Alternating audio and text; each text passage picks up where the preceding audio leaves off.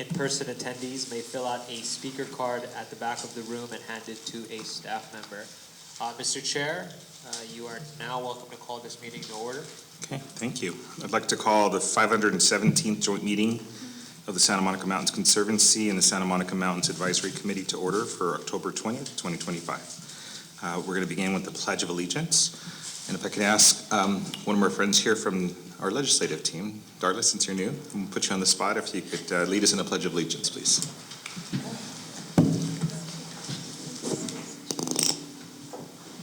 Place your right hand over your heart. Ready to begin. I pledge allegiance to the flag of the United States of America and to the republic for which it stands, one nation, under God, indivisible, with liberty and justice for all.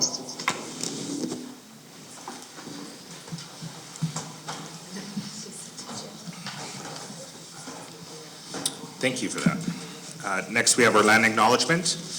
The Santa Monica Mountains Conservancy holds lands that originally and are still inhabited by the Fernandino Tatavian, Gabrielino Tongva, and Ventureño Chumash.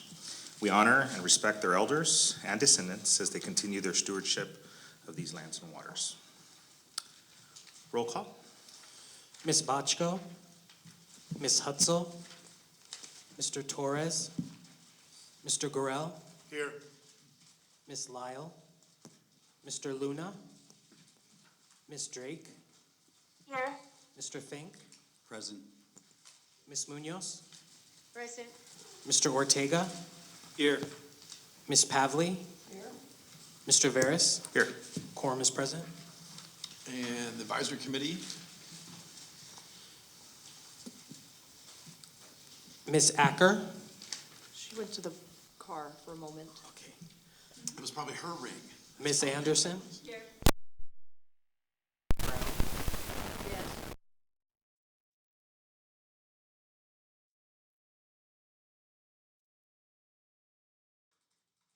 Mr. Dennert.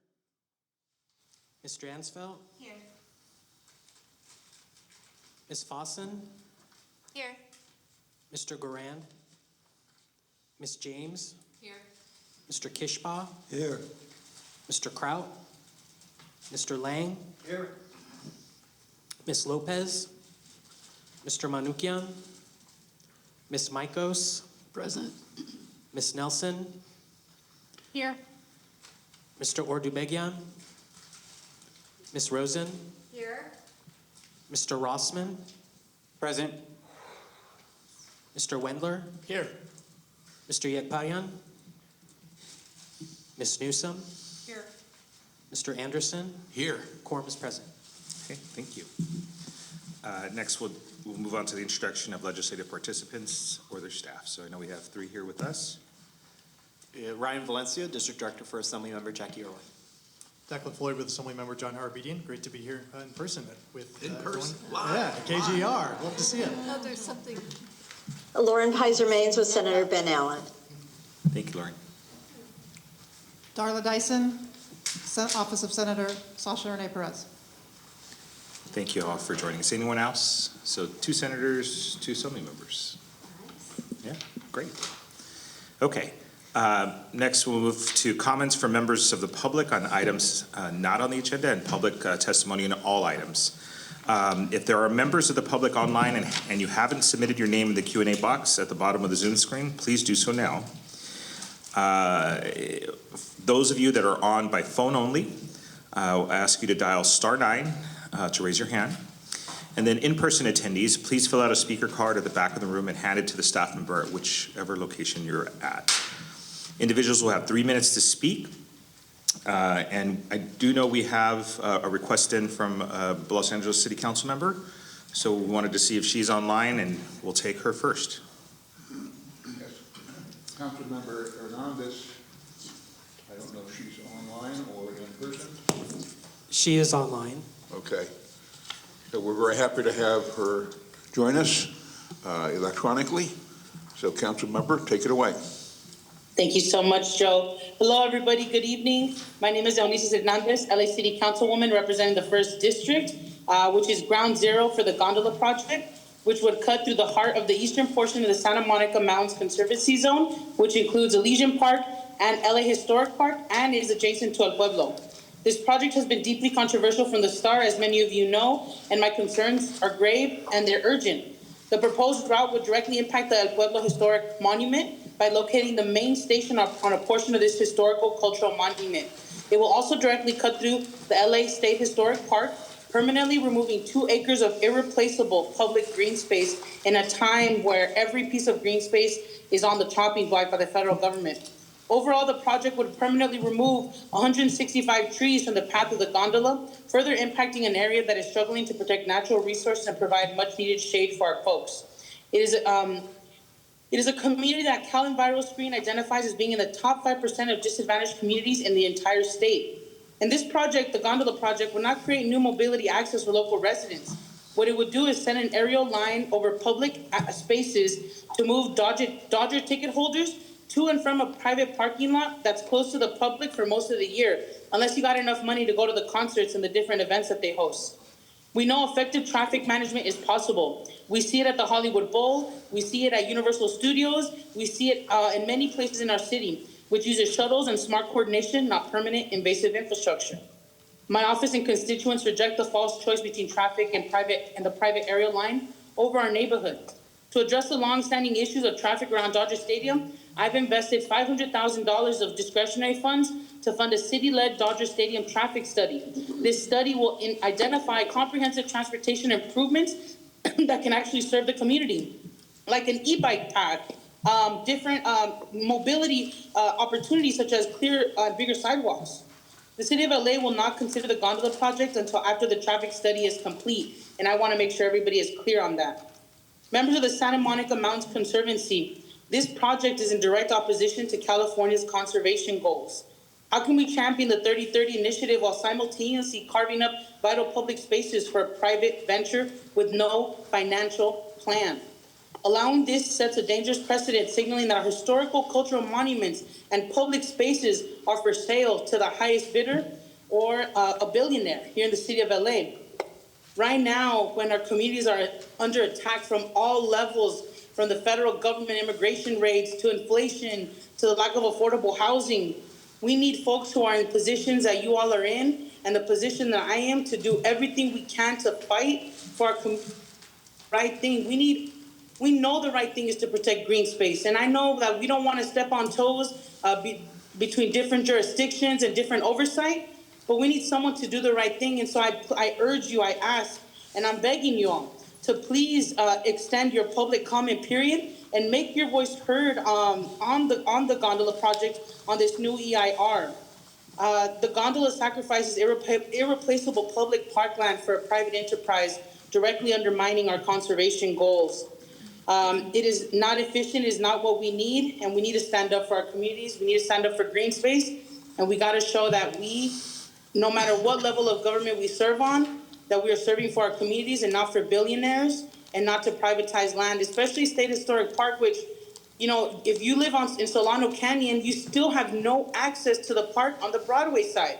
And people from William Mead do not have safe street infrastructure to access the park on the east side of the park. That is infrastructure that's still lacking, and to know that we could be giving up public space to the privatization when we haven't even created full access to the park, you know, is heartbreaking, but also infuriating. So please step up, please say something, respond to the EIR, give community more time, and however I can be of service to move this forward, please let me know. But I'm really hoping the Santa Monica Conservancy can take step up at this time and speak and say the things that they are, you know, experts in, which is preserving our green space. So thank you so much for letting me provide public comment this evening, and thank you so much for all that you do in serving for our city and also our state. Thank you so much. Thank you. Thank you, Anesis. We're going to go with online speakers first, and then followed by the in-person speakers at both King Gillette and River Center. So the next online speaker is Professor Pamela Ulig, followed by John Christensen. Pamela, you have the floor.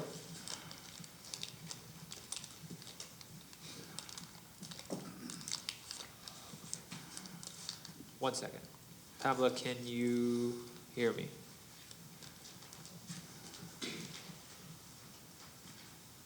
Testing, 1, 2, 3. Pamela? I don't see her online anymore.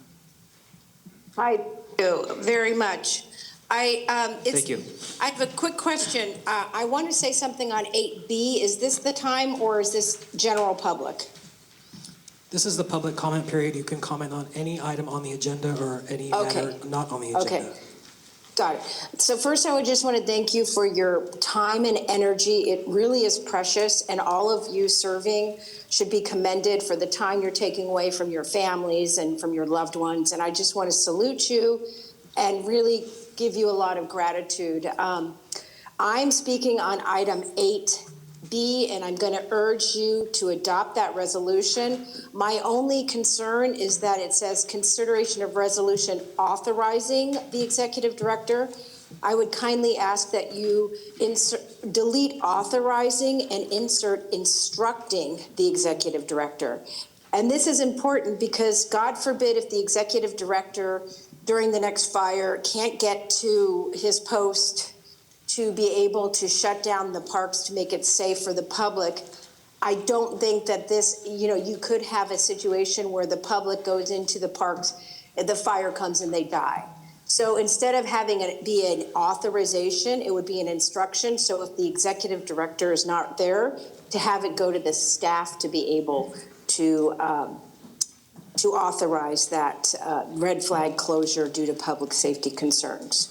So that would be my only question to you, as to how to make that to be a procedural issue, that it doesn't have to rely on humans and error, or if the humans in the fire themselves, we just never know. So my question to you is, can you take that item 8B and make it so it's a procedural, if the red flags occur, then the parks will be closed that are affected by those red flag warnings to ensure public safety and for the evacuation purposes of all the people living in and around and visiting those areas. And as you know, we had 31 souls die in the Altadena and the Palisades fire. 1 and minute remaining. Okay, we just cannot leave this to chance. It's 31 too many. And so I hope that by instituting this new policy, you can hopefully save lives and help the evacuation go smoother, because it really is a matter of life and death. And we just had the Woolsey fire in 2018. We had these fires right now, 2025, Franklin Fire 2024. So it's not if it's going to happen, it's when. So thank you for your time, your consideration, and I really appreciate all the help that you all give and your time and energy, and thank you. Bye-bye. Thank you, Pamela. The next public speaker is John Christensen, followed by Deborah Rubenacker. John? Thank you. I second Councilmember Hernandez and Professor Ulich in commending your public service. I teach and do research at UCLA in the Institute of the Environment and Sustainability and the Luskin Center for Innovation. My research focuses on policies and practices for equitable access to the benefits of parks and nature. I'm also one of the founders of the LA Parks Alliance. I understand that state agencies are under tremendous pressure to not get in the way of Frank McCourt's gondola, which would unlawfully take land and airspace from LA State Historic Park and irreparably harm El Pueblo de Los Angeles Historical Monument. McCourt hired the governor's good friend Jason Kinney as his lobbyist in Sacramento.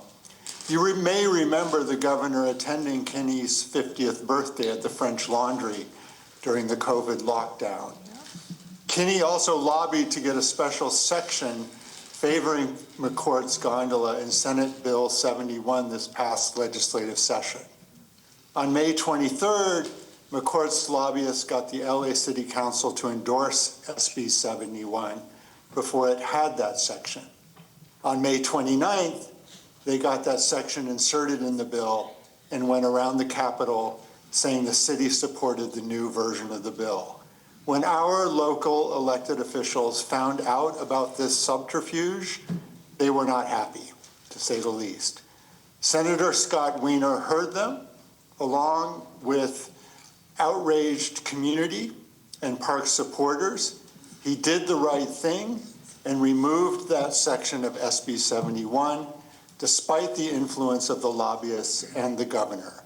The Santa Monica Mountains Conservancy should heed the example of Senator Wiener, do the right thing, live up to your trustee responsibilities despite the pressure. You'll be on the right side of history. Thank you. Thank you, John. The next public speaker is Deborah Rubenacker. Deborah, you have the floor, followed by Ruth Coleman. Yes, good evening, everyone. Thank you for being here tonight. I am in support of 8B, the closure of the parks during a red flag event. I am on the board of Arson Watch and have been through, in addition to the Rolsey fire, the Franklin fire, Crowd Canyon fire, and I think it's imperative that we protect our environment and our families and the gift.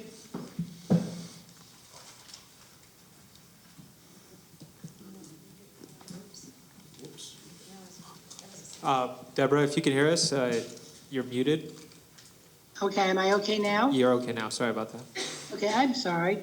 I am support of 8B. I am Deborah Rubenacker from Arson Watch, and we have over 110 volunteers that during red flag events go out and help monitor and support keeping our Santa Monica Mountains safe.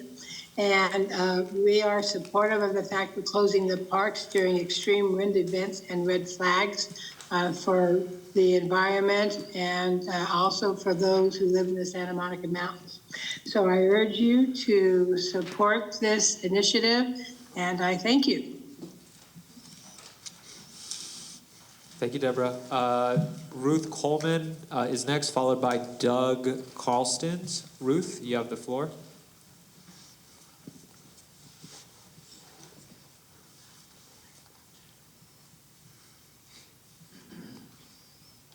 Hi, Ruth. There we go. All right now? Yep, you sound great. Okay, hi, thanks. I'm Ruth Coleman, board member of Los Angeles State Park Partners and former state park director. The proposed gondola that would run from Union Station to Dodger Stadium runs completely counter to the governor's executive order known as 30 by 30. And if you don't mind if I monitor it some. Unmute. Am I still unmuted again? Ruth, you're good. Okay, let's start again. So the proposed gondola runs counter to the governor's executive order known as 30 by 30. The governor's executive order established a state goal of conserving 30% of California's lands and coastal waters by 2030. And this initiative has three core objectives: conserve and restore biodiversity, expand access to nature, and mitigate and build resilience to climate change. None of these objectives are met by the LA Art Gondola project. In fact, the project would reduce biodiversity through the removal of all the thriving foliage on the south end, cutting over hundreds of trees. The project would not build resilience to climate change. In fact, it would create a heat island in the south end. And it does not expand public access. It shrinks the state park that had been hard fought for, and it takes airspace. So now the advocates for the project like to argue that the gondola improves access to the park. In fact, it does not. The park is already well served from Union Station by the A line. It's much more likely, our concern is that the baseball fans would drive to the state park, taking up scarce parking spaces, then take the gondola to a day game, making it impossible for park users to find a place to park to go use the park. So the argument that this is expanding access to public spaces, we believe, is specious. Santa Monica Mountains Conservancy plays a very significant role in helping the state achieve the 30 by 30 goals. It protects the vast watershed of the Santa Monica Mountains and has historically exerted influence over harmful developments. We strongly urge the Conservancy to continue this tradition of protecting the landscapes and public access to open space. Please listen to the hundreds of people who wrote you letters, and please join the City of LA to request an extension of the EIR comment period. and note the negative impacts this project would have on the important public assets within the Santa Monica Mountains jurisdiction. Thank you. Thank you, Ruth. The next public speaker is Doug Karstens, followed by Hugo Garcia, and then Ron Kruper. Doug, you have the floor. Hello, good evening. Can you hear me? Yes. Well, thank you. Good evening, honorable commissioners. I am Doug Karstens of Karstens, Black and Mentir for the California Endowment. The Santa Monica Mountains Conservancy has been given the opportunity to consult with Metro about the environmental impact report for a proposed gondola project by LA Art and Frank McCourt at Metro. The endowment, in a companion lawsuit along with the Los Angeles Parks Alliance, sued Metro and won a writ of mandate to set aside Metro's defective EIR that, among other defects related to mitigation measures for severe noise impacts, it failed to incorporate and consult with the Conservancy. The Conservancy can and must protect the State Historic Park and other areas precious to the community. The State Parks Department protects the State Historic Park too, but the Conservancy can also protect areas the State Parks Department does not. Those areas include El Pueblo and Elysian Park and all the public land in between within the rim of the Valley Trail Corridor, specifically extended to El Pueblo by legislation. The endowment stands in solidarity with the community who is imploring the Conservancy to protect the precious resources this project will impact. The community is also calling upon the Conservancy to stand up for and with the City of Los Angeles and its elected leadership, including but certainly not limited to Councilmember Eunice Hernandez, in demanding that the EIR incorporate the views of the City of Los Angeles, including its traffic analysis currently in progress, before finalizing the supplemental draft EIR. Furthermore, we also support the community's request that the Conservancy join with the City of Los Angeles in asking Metro for an extension of time to comment on the supplemental draft EIR. Your consideration of these comments, and I would stand by if there were any questions. Thank you very much. Thank you, Doug. Hugo Garcia, Ron Kruper, and then Elva Yanez. Hugo? Mr. Garcia? Okay, can you hear me now? Yes, sir. Okay, Hugo Garcia, Director of Community Engagement for Clock Shop, a nonprofit community organization based out of Elysian Valley and Frogtown, and also representing Save Elephant Hill in El Sereno. There's been a lot of good reasons that have been expressed here that are basically questioning any kind of validity of the gondola project, and we stand in support of those that are against the project. And this project, we feel, negatively impacts LA State Historic Park, community of Chinatown. So we urge the Santa Monica Mountains Conservancy to position and support the communities that are involved. I also want to make a comment on item 8H, and in this point, representing Save Elephant Hill, want to express my appreciation for your consideration of this item, and to also say that the community of El Sereno is solidly behind this resolution for acquisition and improvements at Elephant Hill. Thank you.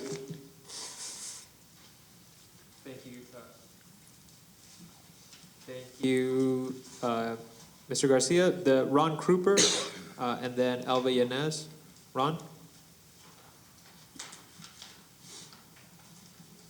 Good evening. Good evening, everyone. My name's Ron Creeper.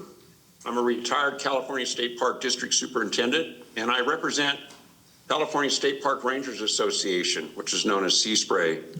CSPRAY is an organization of 350 state park professionals, active and retired, that advocate for the protection of resources in the state park system. CSPRAY is a member of the LA Parks Alliance, which challenged the LA Art Metro final EIR for the proposed gondola project from Union Station to Dodger Stadium. We are encouraged that a recent California Court of Appeal decision recognized Santa Monica Mountains Conservancy's role as a trustee agency and should have been consulted in the EIR process for resource impacts of the gondola project, especially to LA State Historic Park, El Pueblo, and Lizen Park. Sea Spray encourages the Conservancy to take an in-depth review and comment during this consultation on potential impacts to LA State Historic Park. Previously, the Conservancy commented on the Lizen Lofts project and how it would affect LA State Historic Park. This project should be no different, and the need for the Conservancy to comment is necessary and would set a negative precedent if all lands under its jurisdiction, if it did not comment on this. Thank you very much. Thank you, Ron. Elva Yanez. Elva, you have the floor. Thank you. My name is Elva Yanez, Board President of Save Elephant Hill. We urge the Conservancy to vote in favor of item 8H, making a $2 million grant to MRCA for acquisitions and improvements on Elephant Hill. This grant begins the process of making good on the Conservancy's recent promise to allocate public resources for critical land protections, habitat protection, and public access to open space in El Sereno. We thank the Conservancy and MRCA staff for their work in support of Elephant Hill, especially the efforts of Sarah Kevorkian. Sarah has done an amazing job of moving the conservation needle forward in El Sereno. We are thrilled that this grant will significantly advance environmental protections for Elephant Hill, as well as the effectiveness of the partnership between the Conservancy and the community of El Sereno. I also want to comment on the gondola situation. I'm a former commissioner with the State Park and Recreation Commission, and I ask that you comment on the gondola situation. I think the community would greatly appreciate this effort, and it makes a lot of sense to do that as soon as possible. Thank you. Thank you, Elva. We have one more public speaker, but not registered, with their hand up. Casa California. Casa California, if you want to speak, now's the opportunity. Good afternoon, Commission. My name is Valerie. I am the owner of Casa California on Alvera Street, and we very much would love for you to comment on the gondola project. We find it to be very harmful, not only for El Pueblo, which is where Alvera Street is located, but also the state park and all the communities that are surrounding the gondola. So we very much would like your efforts into looking into the project and commenting on the issues that are going to be detrimental to our communities. Thank you. Thank you, Valerie. If there are no more online public speakers, then we're going to move on to in-person speakers. We're going to start at the River Center. Patricia, Noemi.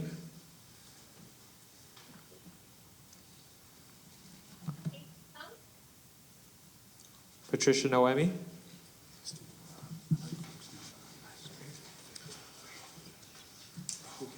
They're walking up to the podium right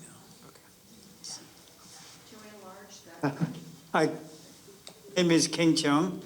I'm a member of the Chinatown Committee for Equitable Development, and our goal is to protect the low-income immigrant residents and small businesses so that they will not be evicted by rich and powerful forces. The gondola, if built, will take away a large area of the state park, as well as blocking the entrance with the station. Many Chinatown residents use the park for exercise and recreation. The gondola will make it harder for them to enjoy and use the park.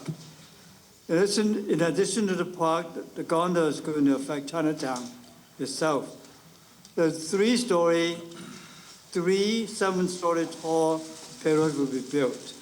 The gondola will make Chinatown really ugly and disrupt the lives of the residents, and it does not do any good for Chinatown businesses.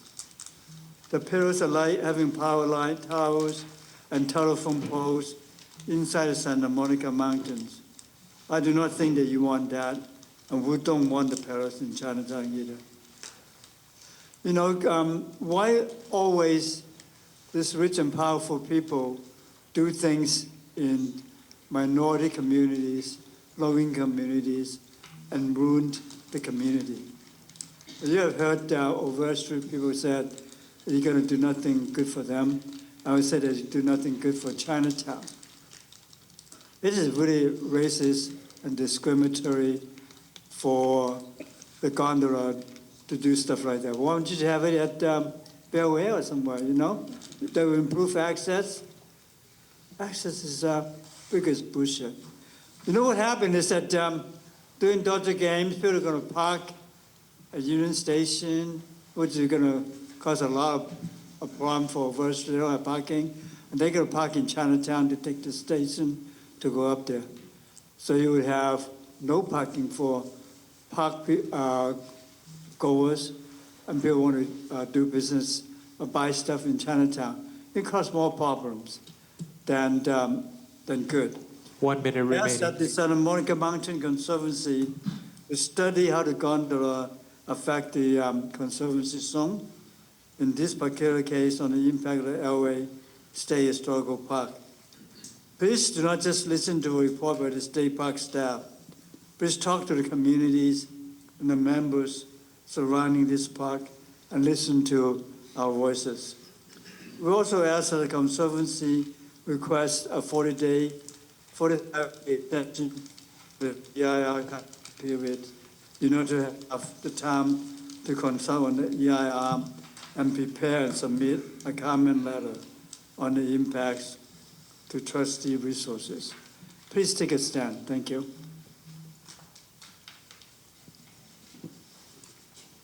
Thank you. Ms. Marianne?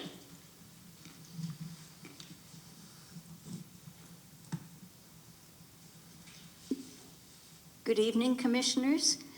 I'm Marian Dodge, Chair of the Hillside Federation, representing 46 resident associations spanning the Santa Monica Mountains. And I'm also past president of Friends of Griffith Park. Both organizations urge you to submit a comment to the SEIR for the LAART project proposal to build a gondola from El Pueblo to Dodger Stadium parking lots. The Conservancy has frequently collaborated with the Hillside Federation on private property projects to preserve habitat and wildlife corridors. The most recent example that comes to mind is 3003 Runyon Canyon Road, which went to plumb in February of this year. A developer proposed a massive home located on a ridgeline on private property in the middle of Runyon Canyon Park. It violated every condition of the Mulholland Scenic Plan. Runyon Canyon Park belongs to the city, not to MRCA, but you did not hesitate to jump into the fray, filing not one, but 2 appeals, one for the Conservancy and one for MRCA. The Federation sat with you in City Hall to plead our case, and we prevailed. In 2017, another aerial tram was proposed over Griffith Park to take tourists to see the Hollywood sign.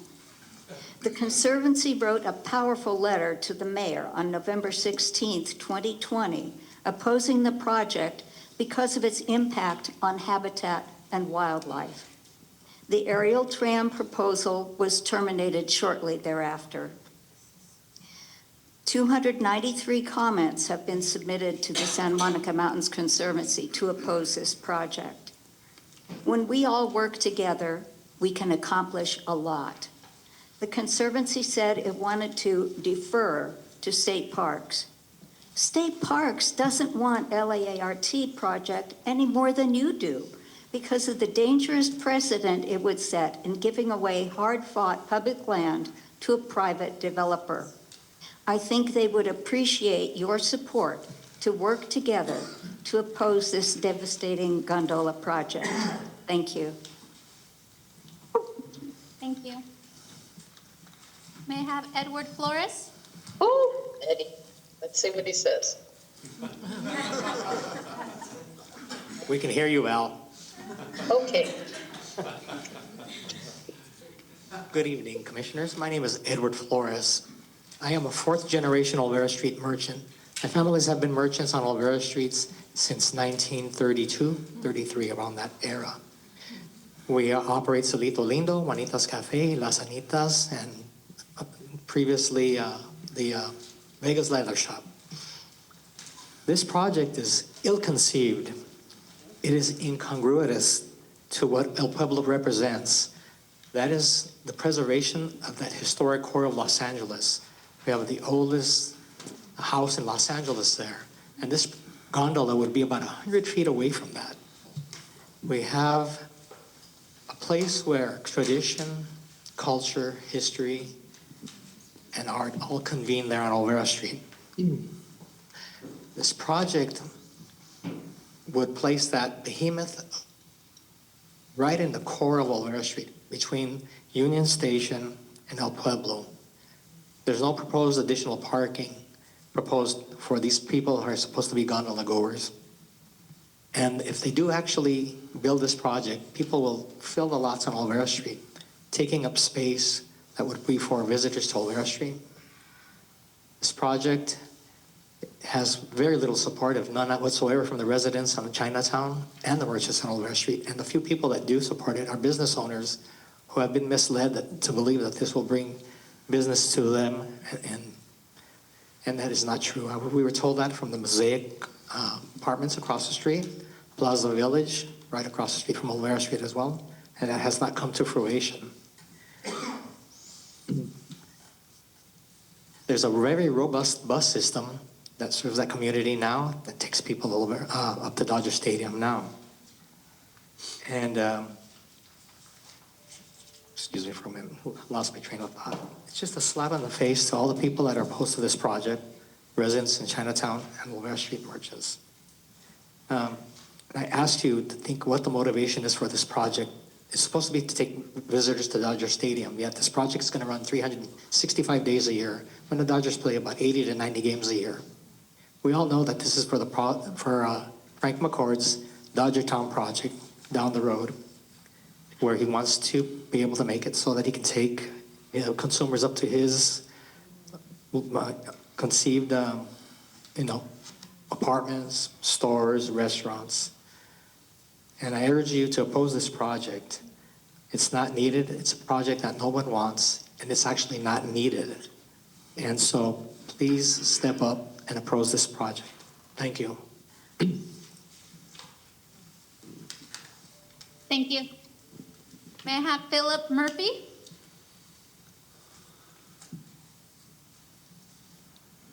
Good evening, everyone. I am Philip Murphy. I'm a co-president of the Friends of Elysian Park, formerly known as the Citizens Committee to Save Elysian Park. Elysian Park was established in 1886 as a city park in perpetuity, and the park is going to have its 140th anniversary this coming April. The Citizens Committee was founded in 1965 to keep the convention center out of the park. Since then, we have managed to keep 2 football stadiums, numerous oil wells, a small plane airport, and other developments out of this park. We have managed to do all this with the help of local community members and the cooperation from our local city council members who understand the precious value of our green spaces.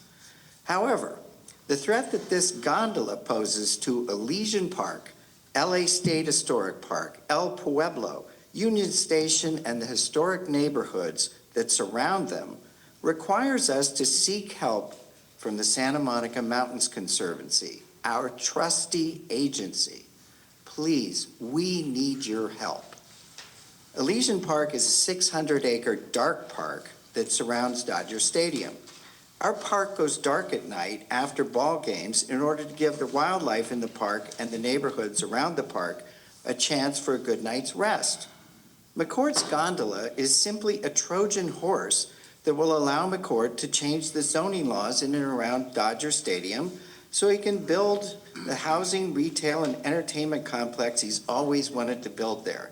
This Dodger Town Mall will operate 365 days a year and generate light, noise, traffic, all day and up until 11 o'clock or midnight, whenever, to the detriment of the park and the neighborhood around it. If the goal really is to increase transportation to the stadium, simply add more Dodgertown Express buses. And if the goal is also to increase access to Elysian Park, add more buses going to the park and through the park and more bike paths. Thank you very much. Thank you. May we have Laura Belke?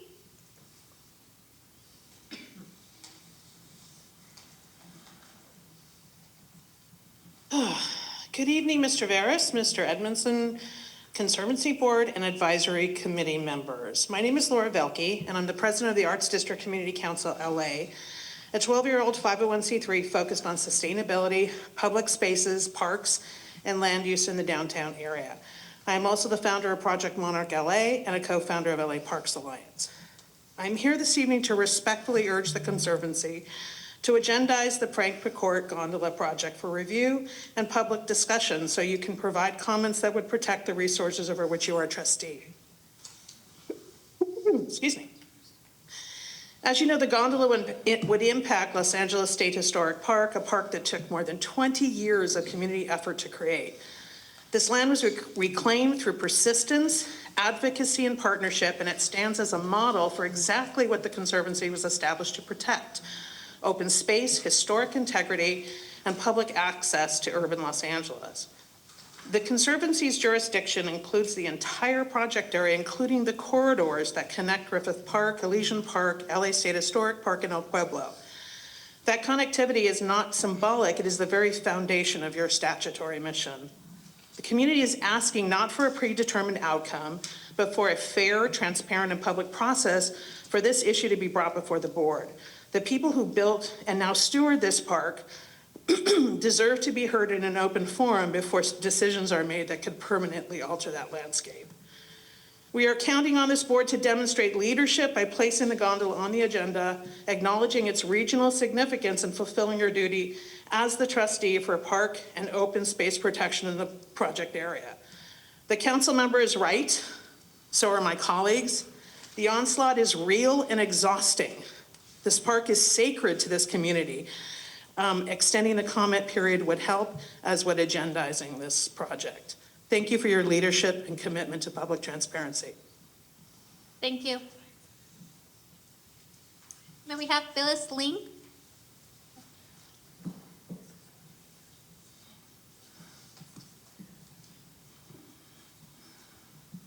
Ms. Phyllis Ling, I'm a Chinatown resident member of the Stop the Gondola Coalition, former chair of the Historic Cultural North Neighborhood Council, which represents Chinatown in the city of LA, and I'm commenting on the proposed gondola to Dodger Stadium.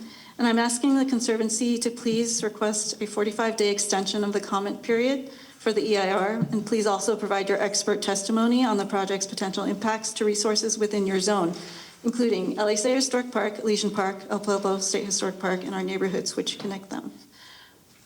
We need safe pedestrian and bicycling access. We need more buses and expansion of the Dodger Stadium Express system and better use of our existing infrastructure. The last thing we need are 5-ton gondola cabins flying very low over us as often as every 12 seconds, or massive 98-foot tall gondola station taking over the entrance of LA State Historic Park. There's a huge myth that I need to address. That's the myth that the Chinatown community asked for the gondola station at the park. In my handout, which I submitted in person today, 46 copies. I also emailed today, I also sent by email today, so hopefully they can be distributed to members in other locations. There are images that show how huge and imposing the gondola station would be at the entrance of LA State Historic Park. We never asked for this. We never asked for scores of trees to be cut down at the entrance, which really is bucolic and serene. I was a neighborhood council board member at the time, watching this project closely. The developer announced their decision to add a station there in May of 2021, 7 months after the EIR scoping meeting. There's no prior mention of that station there, that was even an option. Our communities were not consulted. And honestly, can you imagine a massive station with corporate naming rights signage and much more advertising at the entrance of your favorite park? If not, I included an image of what that might look like in my paperwork. And then farther up in the park, we also don't need 5-ton gondola cabins flying 26 feet directly over green space and park goers. The project proponents repeatedly lie about the gondola flying mostly over the fire road or mostly over the metro rail tracks. The EIR talks about following the edge of the park. It's just not true, and I put that in the packet too. The gondola would cut through the heart of the park, flying mostly over green space, flying through a stately grove of 50-foot tall cottonwood trees that would welcome people into the park. All the tree canopy would be eliminated at the park's southern end. And this is all within your conservancy zone. You know, it would fly over a popular hill at the state park where families relax and play and fly kites, which is why there would need to be new restrictions to park use for at least 2 acres, if not more. This project would be hugely consequential to the integrity of the park and park's connections that you steward, all the while providing no real public benefit. There's already metro rail station steps from the park. The claims about improving access to Elysian Park are equally as ridiculous. The gondola would drop people off at the far eastern edge of the Dodger Stadium parking lot. Not only is it still a long walk to Dodger Stadium, it's far from any recreation areas in Elysian Park. And, you know, I just want to say that the courts put this project in your hands. They highlighted the importance of your consultation as a trustee agency. You have the right and responsibility to flag all of these issues we've raised and many more. Please don't betray us with your silence. Please, we need you to provide your expert testimony. Please ask for that 45-day extension of the comment period. Thank you so much.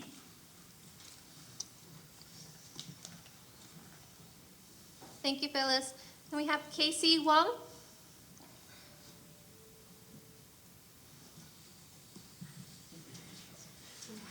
Hi, good evening. My name is Casey Wong. I am a member of the Chinatown Community for Equitable Development organization that King Cheng is also part of. Also a member of Stop the Gondola Coalition, and I'm representative on the MacArthur Park Neighborhood Council. I'm urging the Mountains Recreation and Conservancy to agendize the LA Art Gondola, urge them to extend the public comment period, and objectively analyze the environmental impact report. The Mountains Recreation and Conservancy has a responsibility to the land and to the people to thoroughly assess the environmental impacts that this Frank McCourt gondola would have on the park, on areas that, you know, the park goers love, like the Monarch Project, the species that are living in the park, and the people that depend on this as a green space in the neighborhood.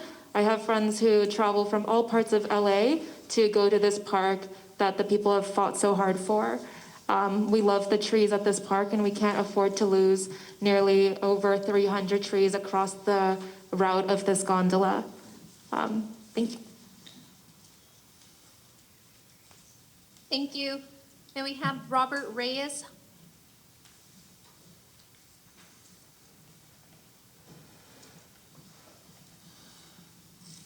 Hello, good morning or evening. So my name is Robert Reyes Villagomez.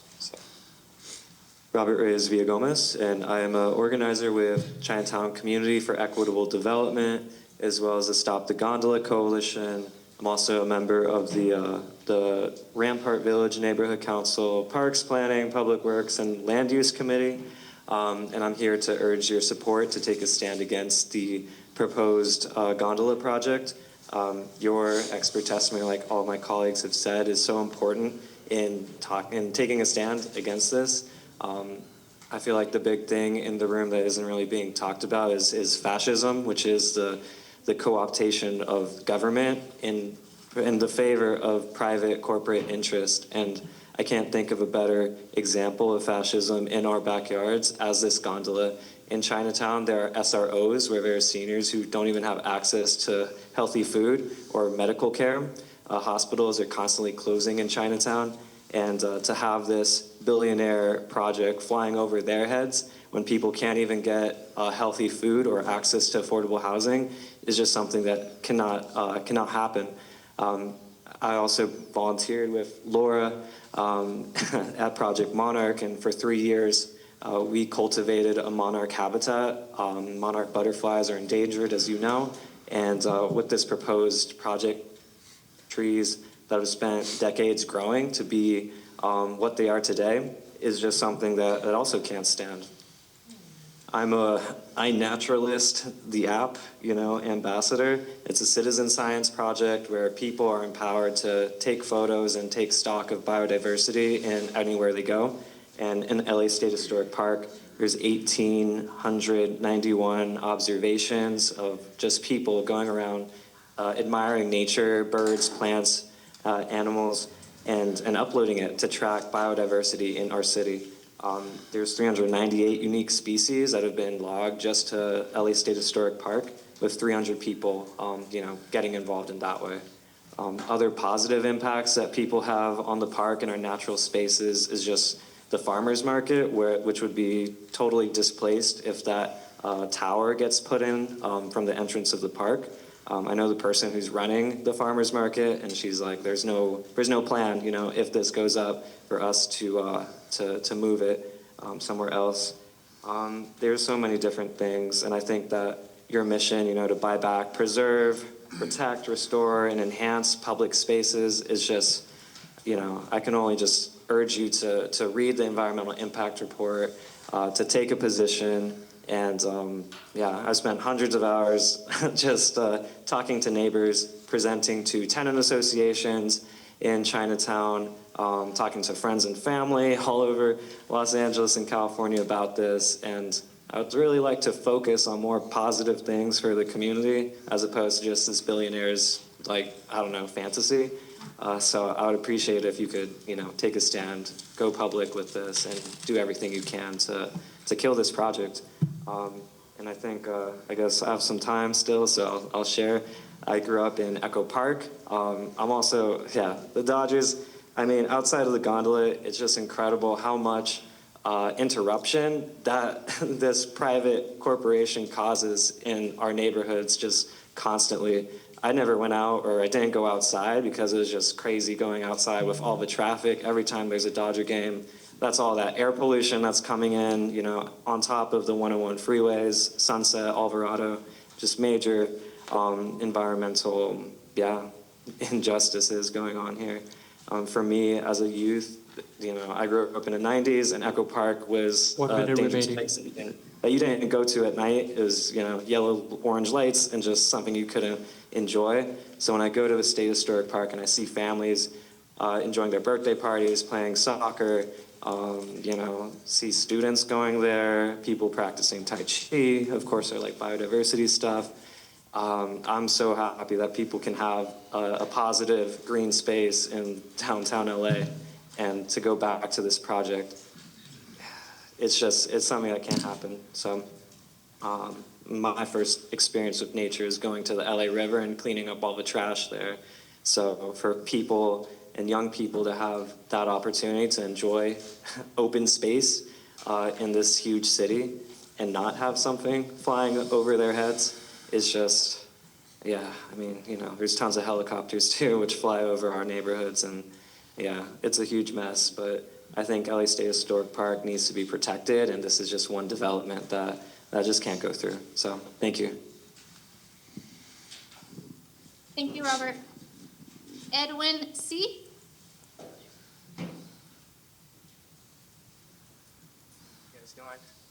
Hi, my name is Edwin Lee, and I live on the block of the proposed pivot station of the gondola.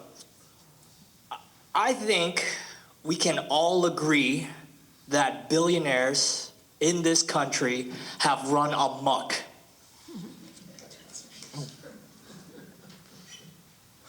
The gondola is a symptom of a bigger problem. All our checks and balances have been eroding in our faces. The fact that we're even talking about this gondola is just further proving my point. Any smart, intelligent adult would look at this proposal and say, oh, a gondola? That's a stupid idea.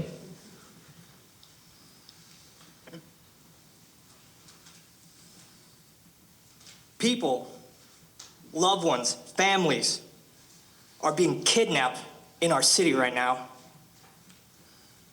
And we have to fight this gondola, not only to keep our parks, but also to keep people from losing their homes. All our privacy is gone. We're all smart, intelligent adults here, right? I hope you guys are hearing this.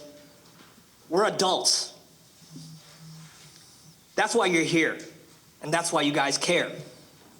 This is not a form of public transportation. This is a giant toy for a... You're gonna ride it once and say, hey, that was fun, and then go back on your day. Well, the people who live in the area will have to live with this. I ask everyone here to be a mature adult. Thank you. No gondola.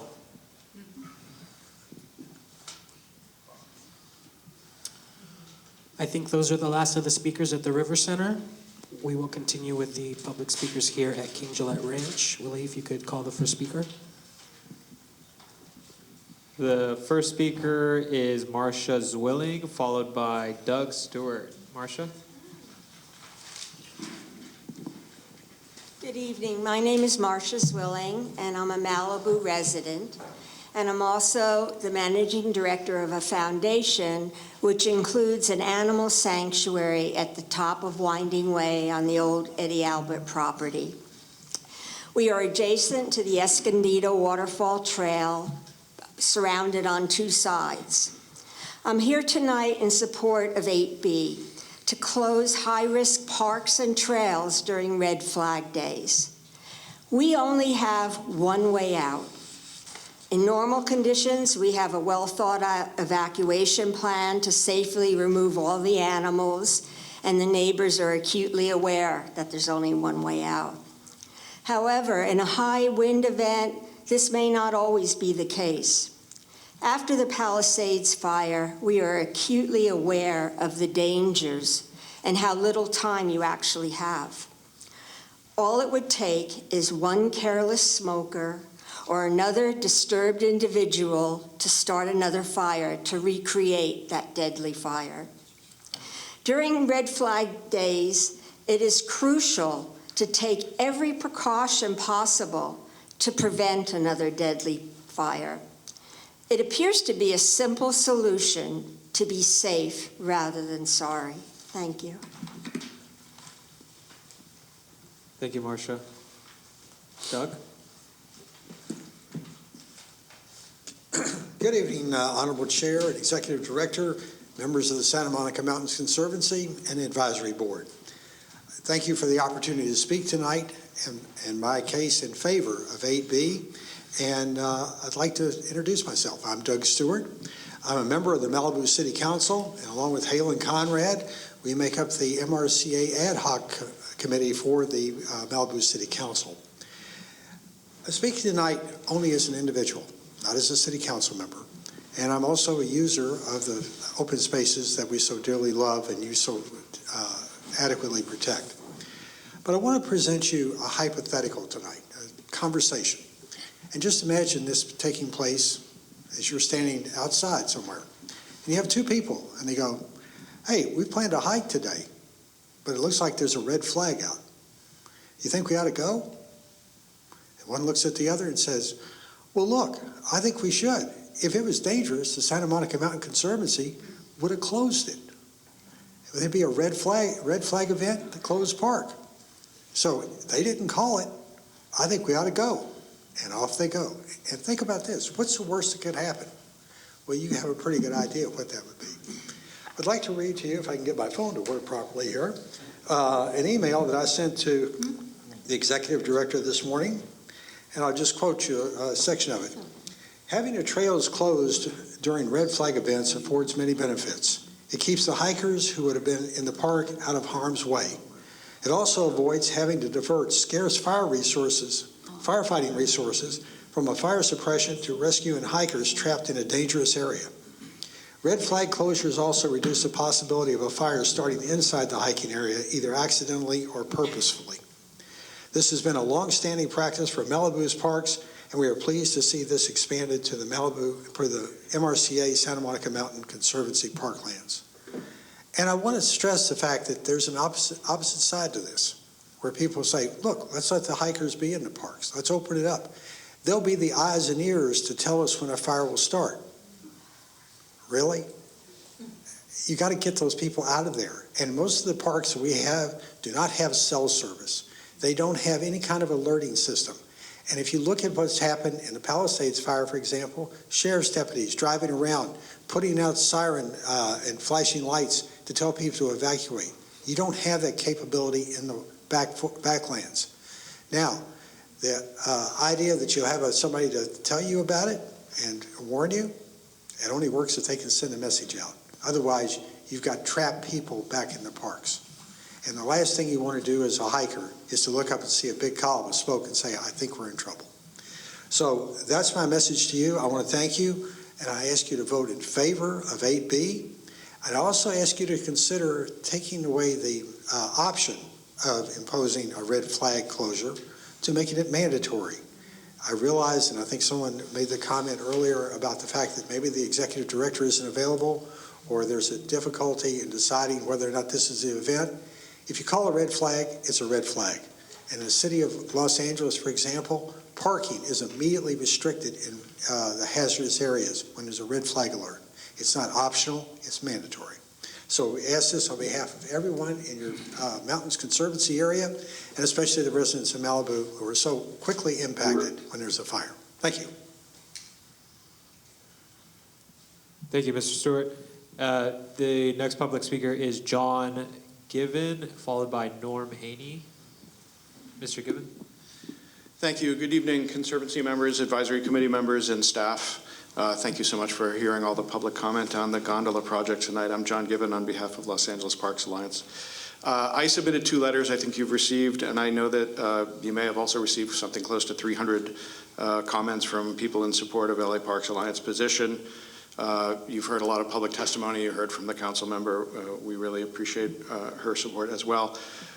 I speak from personal experience, having worked in hillside communities in Los Angeles for many years in partnership with the Conservancy and with MRCA and a number of different projects. The Conservancy really has, I think, a spectacular record fulfilling its mission to acquire, preserve, protect, build connections between public parklands. It's quite amazing.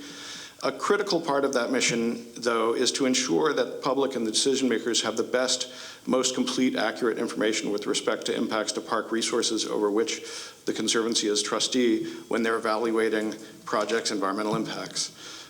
In the decision reversing the trial court's judgment and ordering the gondola's EIR to be set aside and the related approvals to be set aside, the Court of Appeal notes the Conservancy's mandatory duty to consult on projects with potential impacts on your resources. And this includes parks in the project area that many commenters have spoken about tonight, as well as the connections between those park resources. There is simply no basis in law for the Conservancy to ignore its duty to consult or to withhold comment, even if it's in deference to another agency. A great example of this, in fact, specific to Los Angeles State Historic Park, in 2018, you submitted a scoping comment letter on a large residential project that's adjacent to LA State Historic Park. You noted, quote, profound potential impacts, unquote, on the park. That letter said that the acquisition of land to create an urban state park was, quote, renowned as one of the most significant environmental justice victories in Los Angeles, unquote. And you regarded that as the catalyst, really, for the revitalization of the Los Angeles River. You know, important comments with respect to that project, and we believe a project not even located within Los Angeles State Historic Park that, you know, created those comments from you.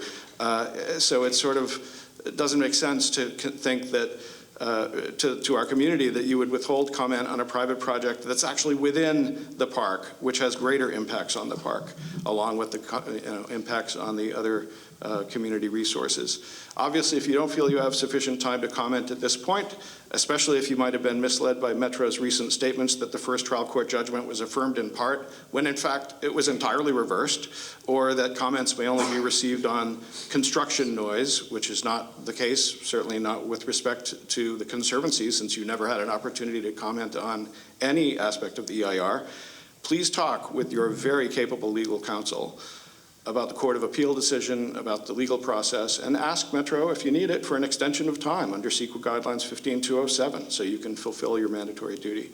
The Conservancy is the expert trustee agency on local park resources. Do not allow Metro and other agencies to rely on an incomplete project record at the expense of the public and at the expense of your trust resources. Thank you so much. Thank you, John. Norm Haney, followed by Ann Kay. Mr. Haney?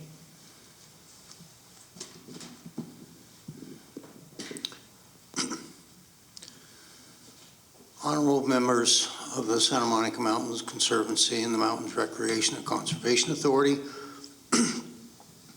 over the past 43 years, I've found a way to transmit hundreds of acres of pristine property to the Santa Monica Mountains Conservancy and the Mountains Recreation and Conservation Authority, and some of that is actually beachfront property. I'm here following the last two comments that you've heard.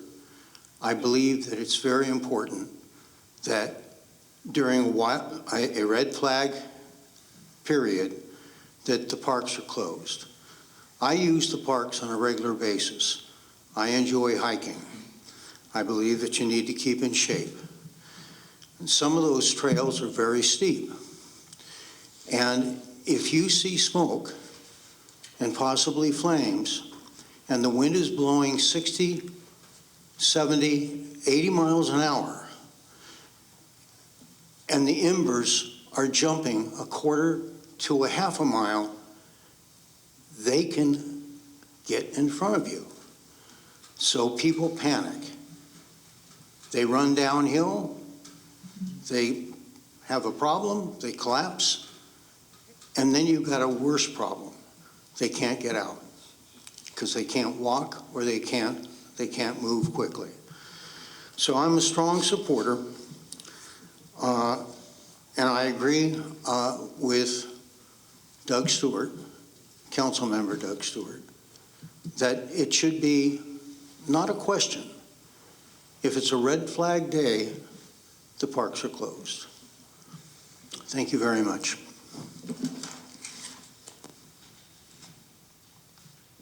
Thank you, Mr. Haney. Ann Kay, followed by Jefferson Wagner. Ann? Hello, my name's Ann Komarovsk. How you doing? So listen, this meeting's taking place at the exact same time as the City of Malibu's Planning Commission meeting. So we can't be at both places at once, and we're dealing with Caltrans down in the City of Malibu, you know, about PCH and stuff. So a lot of the people here, Helen's here, she's on here too, so I'm here as well. So one thing I wanted to point out is, you know, we always talk about made in the USA. Have you ever heard of a TV camera made in California? That's a Grass Valley camera, made in Grass Valley, California. Pretty cool. Still works, recording this meeting today. So that's one of the things. The other thing is we have a kind of a new project. I don't know if you've been seeing the skies lately. They've been pretty bright, stars, all kinds of stuff. Big event tomorrow. You might want to catch it. But it's How the West Was Won, O-N-E. So you might want to look it up. I think something pretty big is about to occur, or has occurred, and we just don't know about it. So just continue to do a nice job, and we'll go from there. Thank you. Thank you, Ann. We have a Jefferson Wagner, followed by Susie Way. Mr. Wagner? Thank you. Good evening, members, and thank you for your time and effort on behalf of all the visitors to the Santa Monica Mountains and to the City of Malibu. My name is Jefferson Wagner. I have a retail surf shop on Pacific Coast Highway. It's been there for 50 years. I'm visitor serving and visitor oriented. I'm also a member for 25 years of the Malibu Adamson House Foundation State Park, and I'm also Malibu Pier concessionaire for the last 25 years. My whole life is about visitorship and respecting the visitors that come. Some visitors come from far away, some people come from Canoga Park. I'm in support of 8B because we need to warn these people ahead of time. You either warn them ahead of time, or if they get here and they're already here, they'll come visit my surf shop, the pier, or the Adamson House, because they're right on the beach. My quick background is I'm a two-time elected council member and mayor of the City of Malibu.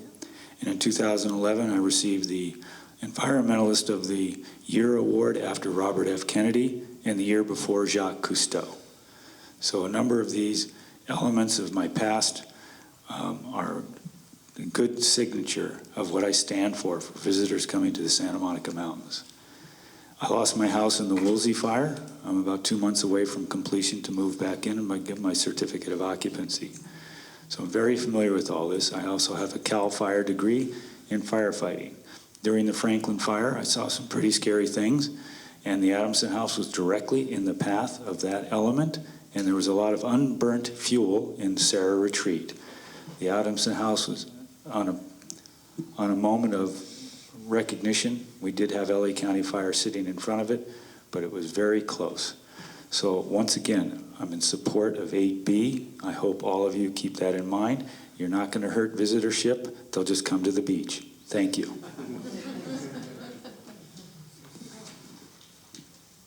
Thank you, Mr. Wagner. We have Susie. Yes, hi.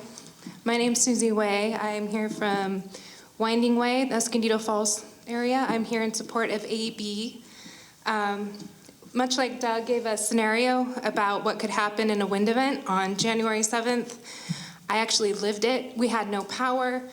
We had no cell service. I went out to go get gas, and I saw the smoke in the air, and I thought that fire was just over the hill. So I began shuttling people from the trail down back to their cars again, and it only took until like 3 people later did someone say, oh, it's in the Palisades.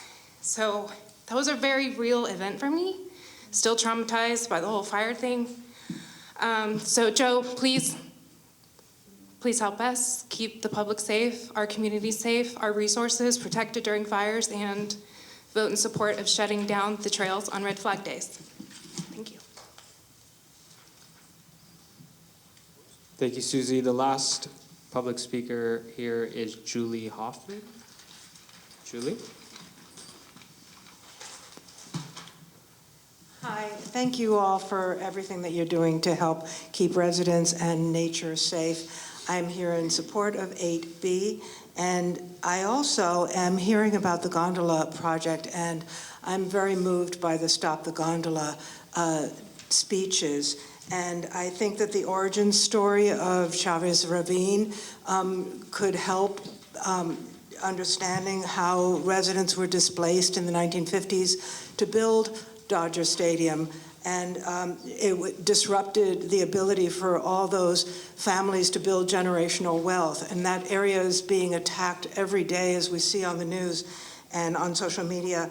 And it's also very bad for business for Dodger Stadium, because between 40 and 50% of the fans who go to Dodger Stadium are Latino. And if the Latino community feels this contamination of the airspace above their inner city park, and you know, Olvera Street and the original you know, Los Angeles, you know, it's just, I think the whole city should know about this, and please extend the time so that more people can speak on it. Thank you very much. Thank you so much. We've come to the very end. If there are no other public speakers here at King Gillette Ranch or at the River Center, Mr. Chair. Okay, thank you. Okay, next we'll move on for our discussion items here. For approval, actually, let me ask Mr. Guerrero, I know you have a hard out at 8:15. We'll run through as quickly as possible, but is there any particular item that we need to take care of before you leave? I think we'll get through the key measures. Thank you, Okay. Mr. Chair. Sounds good. First up, we have our approval of the minutes. Yes, do I have a motion? So and a second? I'll second. Okay. Any comments? Just that my name was misspelled last time. I'm so sorry. Sorry about that. Clearly, staff problem. Once again, I'm related to the governor, not to myself. Any other amendments? If not, I guess we're ready for vote. Ms. Acker? Yes. Ms. Anderson? Yes. Ms. Brown? Yes. Mr. Cacciati? Yes. Ms. Conrad? Yes. Mr. Corridori? Yes. Ms. Dransfeld? Yes. Ms. Fossen? Yes. Ms. James? Yes. Mr. Kishbaugh? Yes. Mr. Lang? Yes. Ms. Mikos? Aye. Ms. Nelson? Yes. Ms. Rosen? Yes. Mr. Rossman? Yes. Mr. Wendler? Yes. Ms. Newsom? Yes. Mr. Anderson? Yes. That carries. Okay, thank you. Conservancy members, can I get a motion and a second to approve the minutes? So moved. Moved by Guerrero, I'll second. Thanks. second by Fink. Roll call vote, please. Mr. Gorell, Yes. Mr. Luna, Yes. Ms. Drake, Abstain. Mr. Fink, Yes. Ms. Munoz, Yes. Mr. Ortega, Yes. Ms. Pavley, Yes. Mr. Veras. Yes. That carries with one abstention. Okay, thank you. Next, we're moving on to consideration of a resolution authorizing the executive director pursuant to the Public Resources Code, Section 33-211.5A2, to close property owned or subject to the management of the Conservancy as a consequence of red flag or similar fire weather warning. Motion Like corridor, I'll move approval. and a second. Any discussion? Mr. Chairman, is this working? Yeah, okay. Let me just address some of the questions that have been raised about the universality of the closures. None of the other agencies, as a general rule, some places are closed, but not as a general rule. So that doesn't apply to state parks, does not apply to the National Park Service. And there are all kinds of reasons why that happens, but the public pressure on closure is particularly strong with this agency, and so that would be the reason that we're violating our typical rule, which is you don't want to have a situation where someone starts on a trail and then you go into another area and then the rules change, and then you come back to another area, and then the rules change. So that's the reason that we have not done this before. But there are pressing reasons to have this kind of comprehensive plan and policy. The reason it would not apply to absolutely everything is that many of our areas, for example, the River Center, it's in the middle of the city. That's not something that's going to be the same, subject to the same pressures as Winding Way, for example. And so we would want to have a degree of discretion in terms of how you're actually going to be implementing this. And that's the reason. And there's always somebody, believe you me, we never go very far from our cell phones, and there's always somebody at the other end of a cell phone executive to be able to make these decisions. I'd like to comment. Thank Please. you for that feedback. I would like to add that this should be maybe unique to high fire severity zones, where we're adopting the maps, and therefore you might be able to, case-by-case basis, look at the different parks. I'd also like to commend you and the board and everybody looking into being trailblazers, being the first of your kind to take this sort of action. And I would hope that state parks and national parks would follow in the lead. Malibu closes the parks, so we close Charmley Parks. I've heard Topanga closes their parks. They actually close the roadway as well. In these areas that are so vulnerable, when I'm evacuating my family because I don't have electricity, I don't think that's a time for recreating. So we might just be in a very different environment than maybe the parks that you mentioned earlier. Thank you. Yeah. Just one of the comments that came up, and Joe, maybe this is already implied within it, but just to clarify, for the executive director, should you not be available, if we just insert within the resolution something that states or designated staff, I don't know if that's mandatory, just assumed. Yeah, and that's kind of what I figured, but I just wanted to make that point of clarification since it happened, since it was brought up in public comment. The other thing that I wanted to ask about was some language distinction between authorize and instruct. I wasn't sure if there was, if there were other implications there. Can't remember which commenter it was. It was one of the first comments, I want to say. It was Pamela Eulich. So if I were the King of England, nobody else could be delegated. But I'm not. And we have plenty of executives who are standing by. Again, we have pretty complicated and sophisticated communications. So that's not going to be an issue. And the question just in terms of mandate, I just said, there are some places and some situations where you don't want to have that kind of a mandate. We have to exercise some degree of discretion. And I think we all know where the board wants to go on this. but I think there is some discretion. And I'll give you one very good example. We own, if you look at the maps, Councilmember Komarovsk was saying the same thing about, you look at all these maps. We have many places in the Conejo Valley, for example, where we go from a local park to a national park, to a state park, to a MRCA property, and to a conservancy property. And you can be on the same trail. And we have to have some degree of coordination. So we don't want to have somebody in the middle of a trail and all of a sudden somebody says, aha, you're violating the rules, I'm making a citizen's arrest or whatever it is. I'm making a kind of a, that's not likely to happen. But we don't want people to be confused. And I think that Councilmember violating our typical rule, which is you don't want to have a situation where someone starts on a trail and then you go into another area and then the rules change and then you come back to another area and then the rules change. So that's the reason that we have not done this before. But there are pressing reasons to have this kind of comprehensive plan and policy. The reason it would not apply to absolutely everything is that many of our areas, for example, the River Center, it's in the middle of the city. That's not something that's going to be the same, subject to the same pressures as Winding Way, for example. And so we would want to have a degree of discretion in terms of how you're actually going to be implementing this. And that's the reason. And there's always somebody, believe you me, we never go very far from our cell phones, and there's always somebody at the other end of a cell phone executive to be able to make these decisions. I'd like to comment. Thank Please. you for that feedback. I would like to add that this should be maybe unique to high fire severity zones, where we're adopting the maps, and therefore you might be able to, case-by-case basis, look at the different parks.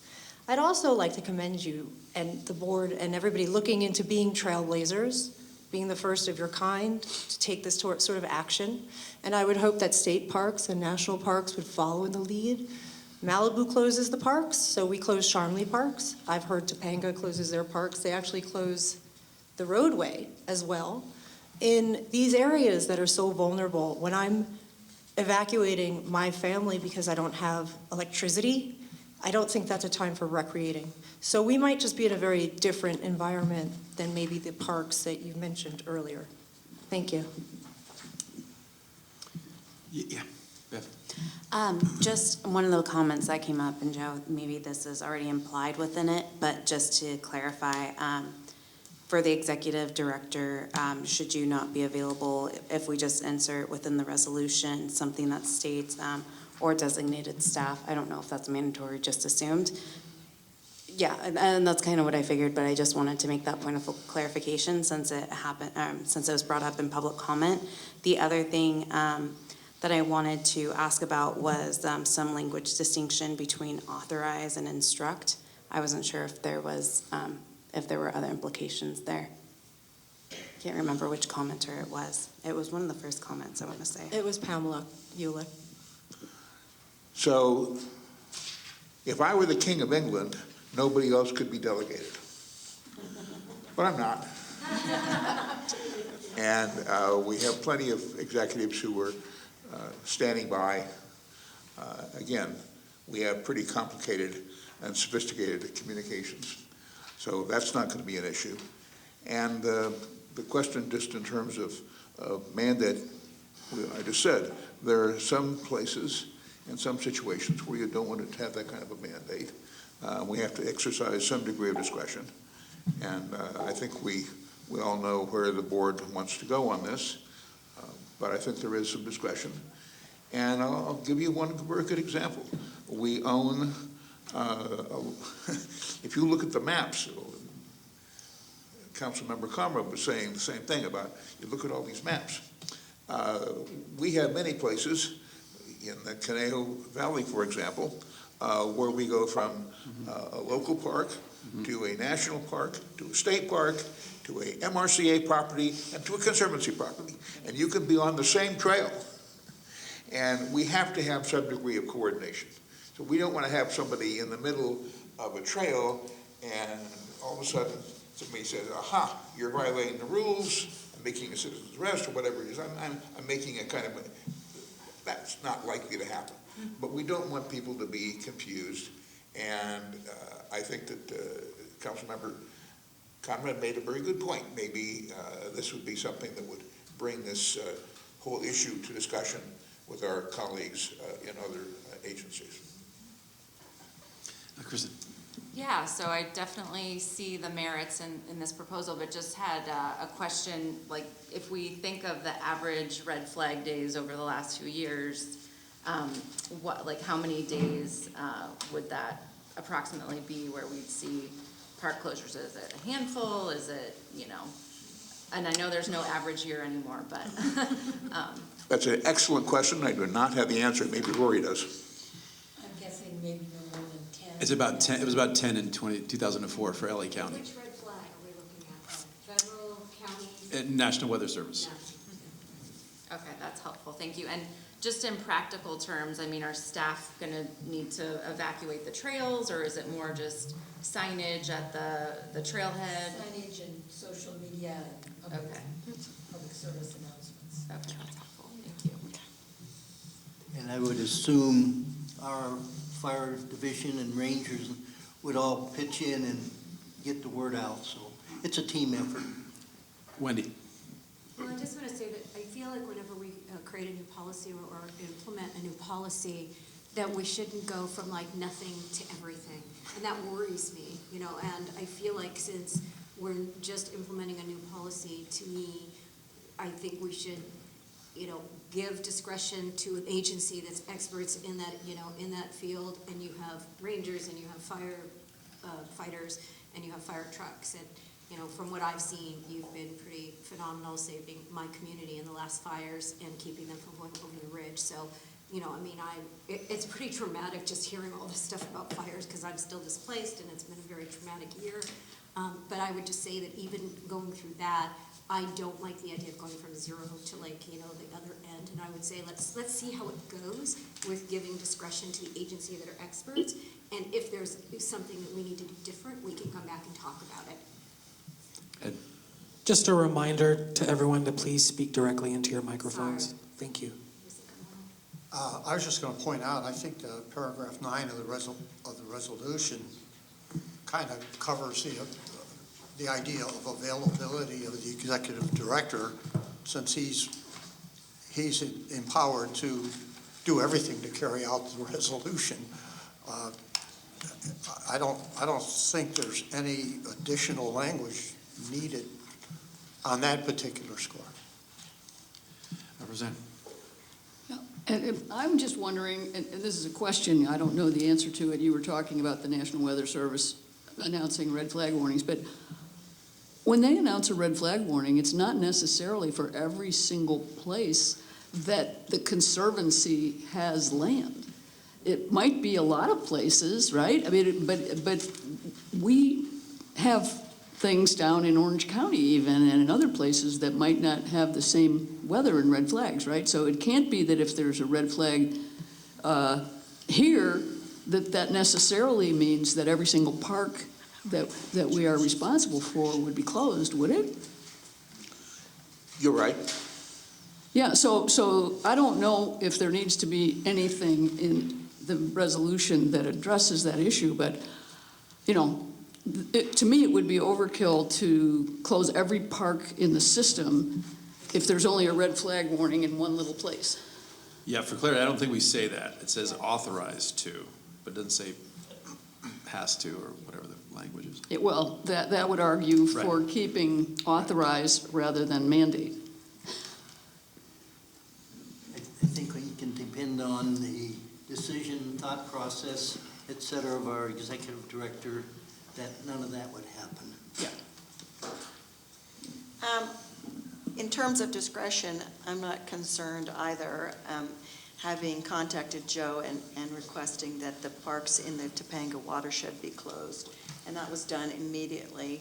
And some of the ones that we're most concerned about, especially the Overlook, which we have a lot of smokers there, and that would have directly impacted all of the watershed of Topanga, and a fire starting there is the worst scenario, that burning all the way to the coast and burning to the area that wasn't burnt before. So I'm not concerned with Joe making the decision, consulting with people as to whether or not those areas in the Topanga watershed should be closed. And in terms of jurisdiction, Summit to Summit is the exact poster child of why we need a more comprehensive plan, because we have multi-jurisdictions, and this became a problem after the fire because we had a number of jurisdictions and people weren't sure if the park was closed or open or whatever. So having a comprehensive plan amongst the sister agencies, state parks, national parks, everyone on the same page would be wonderful. And I can tell you that the Sheriff's Department does close Topanga Canyon and has closed it numerous times when the winds were at a point where it would cause potential loss of life. The reason they're closing Topanga is because precisely for this reason, they do not want non-residents in the area. And I can tell you it was fabulous because guess what? When you don't have the resources going to deal with all these people, it made evacuation for the people that needed to get out in a timely fashion much faster because we didn't have to worry about it. So if we don't have the various parks open, then you have less people coming that are unaware of what's going on in their circumstances, who don't necessarily have that knowledge in a vulnerable area. It's just a simple solution. It's not very many days a year, and it safeguards both the community, the natural resources, and our visitors. And Ally, you meant close the road, not the park unit. No, the closing of 27, Right, the road. right, the roadway, Yeah, Sheriff, right. they literally closed it down. Just want to make sure that was for clear on the record. Yeah, we closed it down, and it was great, because then we had, egress, and it was, and we needed to get the large animals out and everything out, and Totally. so we had that ability simply because we had 3 days where. Totally. No, I agree. I just want to make sure it was Closed clear that we're talking about the road, not Yeah. the park unit. No, but Joe actually did close the parks too. Right, but you said the sheriff or whatever, you were talking about the road, the roadway. Yeah, sorry. Thank you for that background. I did want to kind of clarify what constitutes a red flag, because some people, I think, consider red flags differently in different places. I don't know what the state parks, I think it would be great for everybody to coordinate what a red flag means, and if the city of Malibu, the city of Topanga, the city of Calabasas, the areas that are in high fire severity, I just want to really drill home that we are in a high fire severity area, which just is different than maybe your other parks that you mentioned elsewhere. So if we could come up with we could speak to the national parks, the state parks, and the city parks, and all come up with one comprehensive, organized plan, then we can avoid having those hikers that maybe cross into other boundaries and endangering themselves in the community. That was my last comment, and I just really wanted to thank you guys for considering this item, because I know it means a lot to the people who have suffered in the area. I'll go back to Wendy. Yeah, I will get closer to the mic, sorry. I just want to make one other comment, and that is where I live 3.5 miles up Mandeville Canyon, where there's only 1.7 miles past me, and I'm blocked in one way in, one way out. When I saw what happened in the Palisades with people leaving their cars and running and leaving their cars there with no keys, and nobody knew to leave their keys, my first thought was, what am I going to do if I get trapped? I'm going to go into the trails. And I know that's probably not a great thing to say, because that's probably where a lot of times the fire is going to come. Right. But where it was in the Palisades was actually going away from my community. And if I needed to get out because I was blocked, I would have had to go into the trails. And so I think we also have to think about how will those trails maybe serve for evacuation routes if they have to. And in my community, there may come a time where they have to. It hasn't so far, and we don't think that they will. But I mean, these fires are not like anything we've seen, and so I don't know, Joe, if you want to comment on that, but I worry because I can walk to Mulholland and get out that way quicker than I can get out the other way. So, Ms. Rosen, were you to encounter one of our park rangers who would say, this area is closed, you'd have a good reason to say, I need to go from here to there, and I'm sure he would, or she would would take that into consideration. Anybody at the River Center? Any comments? This is Mr. Rossman. I have two comments. One is, Joe, you may not be the King of England, but I would read this as within your prerogative currently to take measures to protect life and safety of visitors to the parks. So I'm not actually convinced we need to, as a body, take an action on it, but I appreciate that this discussion may be helpful in giving cover to what may otherwise be a controversial decision.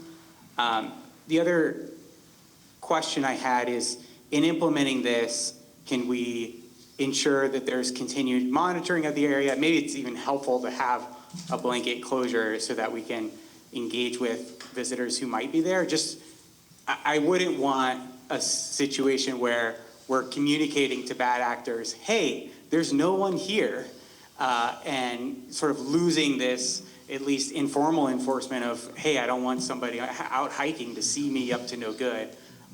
And so just want to be thoughtful on how we combine this with actions to prevent arson.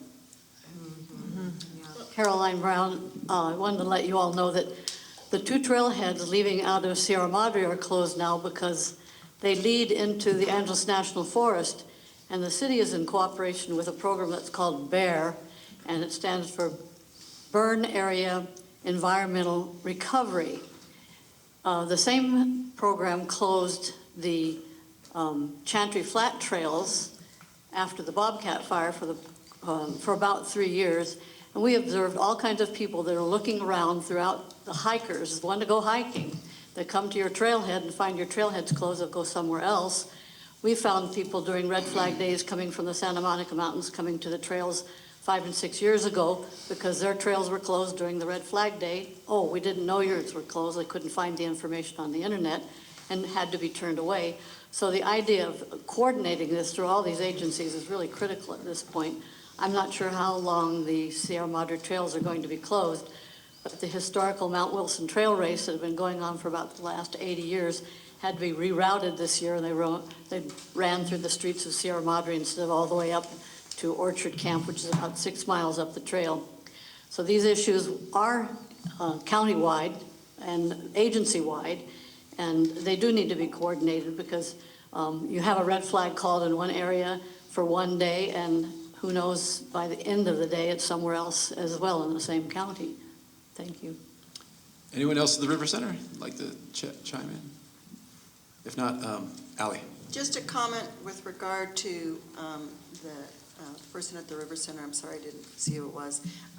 One of the things about having it closed is that our local community groups like Arson Watch are there that are supplementing the Conservancy and the other organizations, so they're out and about. So if they see an individual, they pay more attention to those solo individuals. And that actually happened during one of the most recent wind events. We saw somebody going in with a torch. Somebody witnessed it. That's the kind of thing, when you have fewer people to keep monitor, when you have a wind event like that, then you have more likelihood that you can see them. And I'd like to add to that, that we have robust community volunteer programs in our area, which I suggest to all of the high fire severity zone areas to rely on. Arson Watch is great, and they can help supplement if allowed. Well, they do already. I don't know if Arson Watch does in Malibu. Yes. Oh, okay. Well, a wonderful partnership. I was wondering about the enforcement aspect of this, because rules without enforcement are kind of silly. They report directly to the rangers and work with the rangers. Well, meaning, like, I guess the nuance about this. So what constitutes a red flag? Oh, yeah. Yeah, and then how is it then followed up? I guess it's just a larger discussion with all of the parks to get kind of hand in hand. Good points. Although I know Supervisor Gorell needs to get out of here soon, so maybe we can vote on this one now, since it sounds like we've all exhausted our comments. So I think we'll call the question. Ms. Acker? Yes. Ms. Anderson? Yes. Ms. Brown? Yes. Mr. Cacciati? Yes. Ms. Conrad? Yes. Mr. Corridori? Yes. Ms. Dransfeld? Yes. Ms. Fossen? Yes. Ms. James? Yes. Mr. Kishbaugh? Yes. Mr. Lang? Yes. Ms. Mikos? Aye. Ms. Nelson? Abstain. Ms. Rosen, Yes? Mr. Rossman, Yes. Mr. Wendler, Yes. Ms. Newsom, Yes. Mr. Anderson. Yes. That carries with one abstention. Okay, thank you. Conservancy members, any questions or comments here? Mr. Chair, I just have a quick comment. I'm in support, but to the point raised earlier, I do think it's important to kind of understand some of the levels and protocols of some of the declarations. Leaving it to the discretion of the executive director makes sense, but I think we're going to learn as we go. Red flags, we declared about a dozen of them last year in Ventura County. They don't necessarily keep my fire chief up at night. What keeps him up is PDS, particularly dangerous situations which are accompanied with the winds. So it's not just the barometric pressure, the temperature, and the other lack of whatever it is. The three elements that make up the three elements that make up what they typically in the old days declared as a red flag day. But I think understanding what to do under PDS, which is when mountain fire took place, which is when Malibu, Palisades, Eaton, all the most recent fires took place under PDS National Weather Service declarations, and that is what keeps my fire chief up at night. So I think I just want to share that comment. Thank you. And I would move. So moved. Okay, great. Point of clarity, what is PDS? Particularly dangerous situation. I know that it was.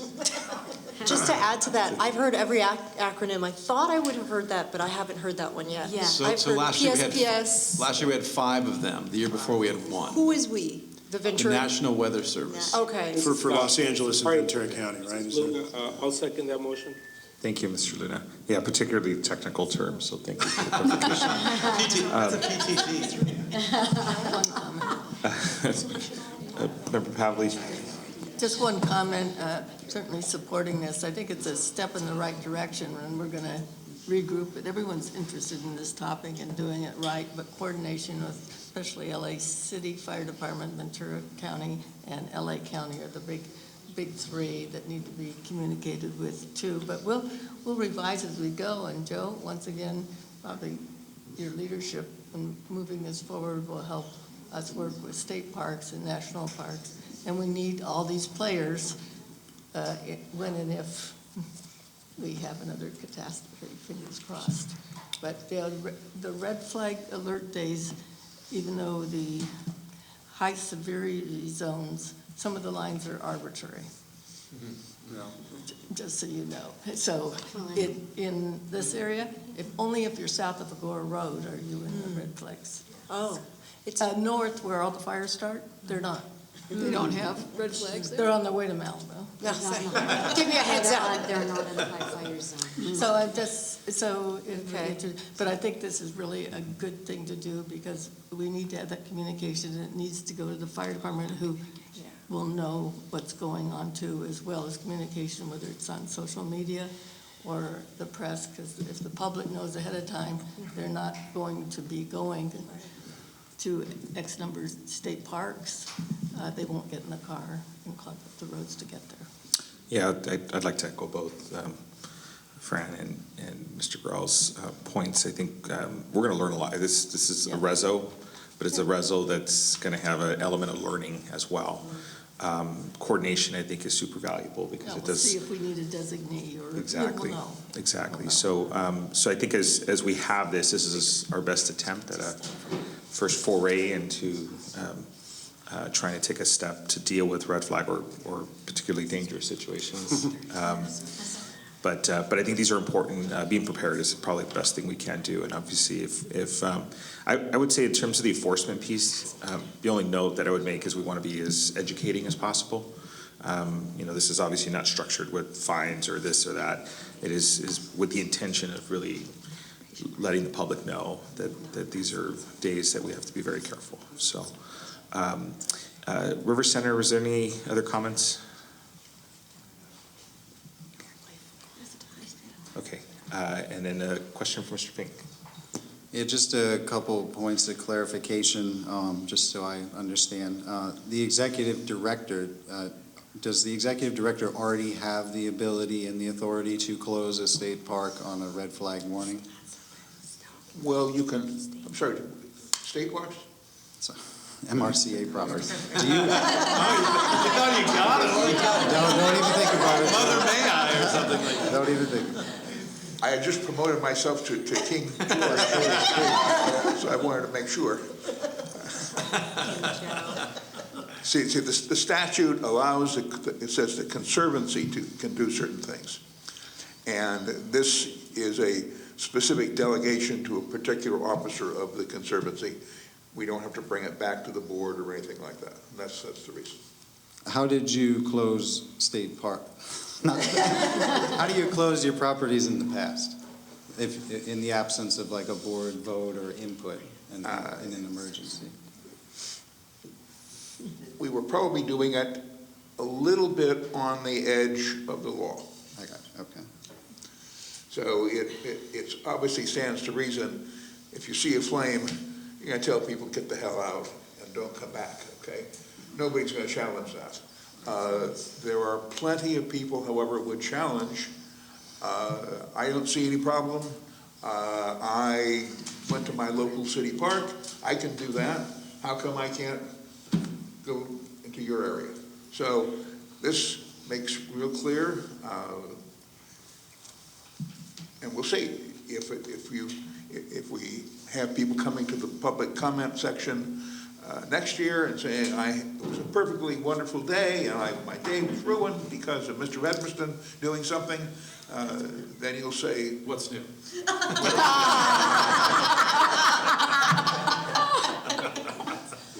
Okay. Thank you, Joe. I just wanted to understand kind of where the authority lied previously. It does sound like this gives you or us more flexibility to deal with conditions as they arise.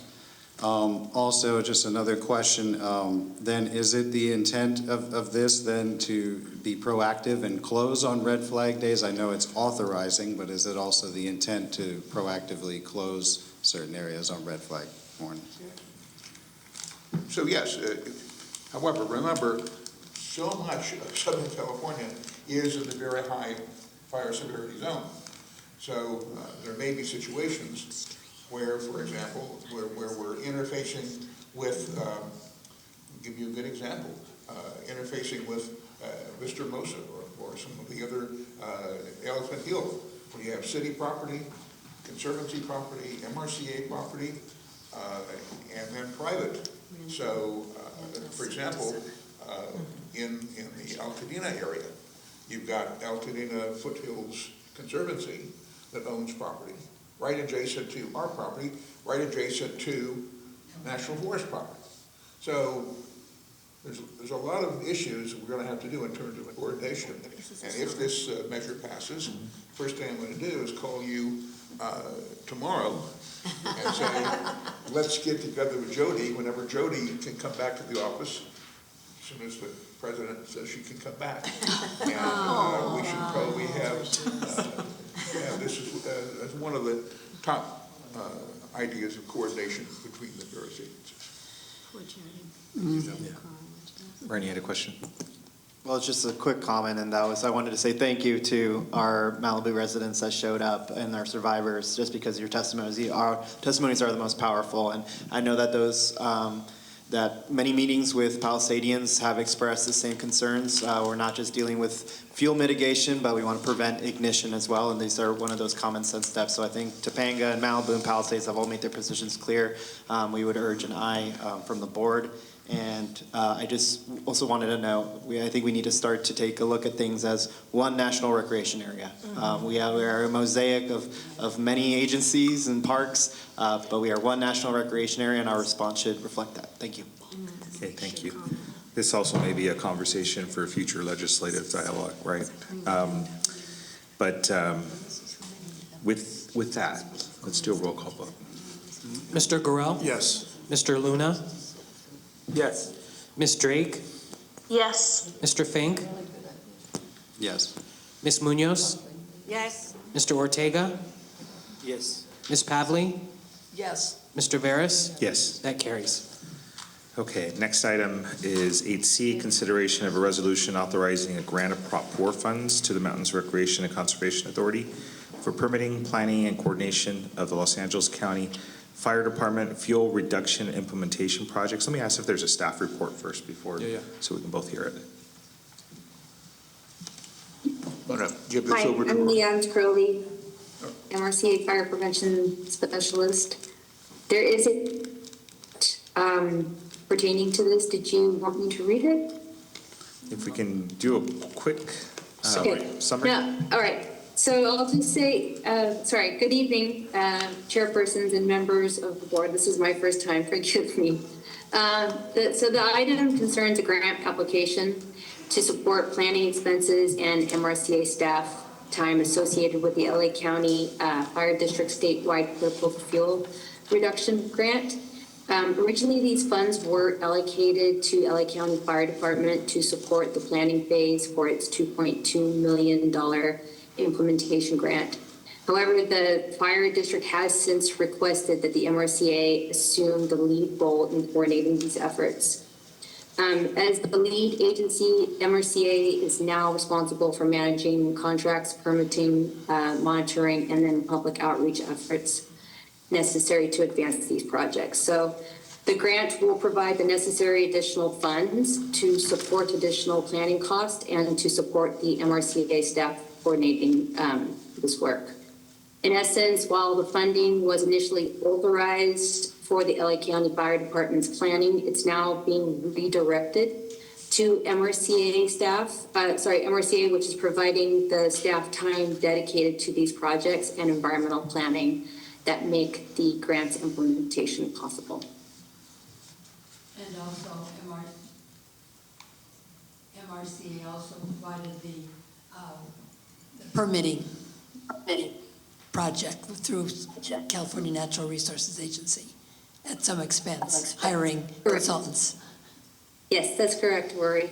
Some of these, the environmental contract supported performing a desktop analysis to identify sensitive biological resources. It's also conducting pre-treatment biological resource surveys ahead of each project to flag areas of avoidance. The biologists on site have to conduct 45 different surveys, total surveys, and then they're also providing cultural resource inadvertent discovery documentation. And the other side of it is we are having to have cultural monitoring as well with these projects. Thank you. Okay, can I get a motion from the advisory board? Move approval, Caccioti. Okay, cool. And Ally seconds. Any discussion? Roseanne?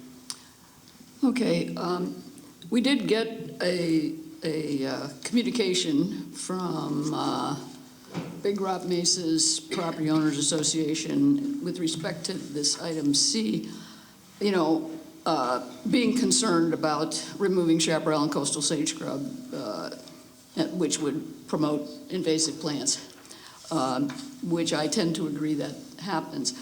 What I don't see in the agenda report is anything about if you have any plans for that, with respect to coastal sage scrub and chaparral plants. Because when I look at what seems to be coming down from the fire department a lot in the last, year or so, maybe longer, they do seem to oftentimes, maybe not all the time, but oftentimes want to get rid of the native plants instead of the non-native plants, which to me is wrong. And so how is this item going to try to mitigate the concern about that issue? Because I think it is a serious issue. So I'm going to ask Rory to address that question.